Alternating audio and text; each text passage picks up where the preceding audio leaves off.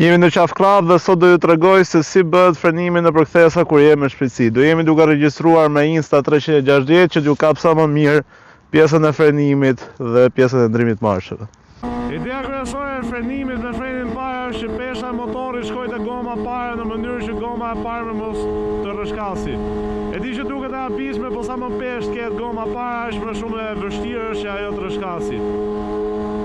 Dhe unë zakonisht e bëj frenimin me një gisht, sepse e ka më lehtë kontrolloj gazin dhe gjithashtu të frenoj. Mund bëhet edhe me dy gishta, por zakonisht mund kesh një ndikim të gazi. Me 4 gishta nuk e bën dot sepse s'ke fare kontroll të gazi.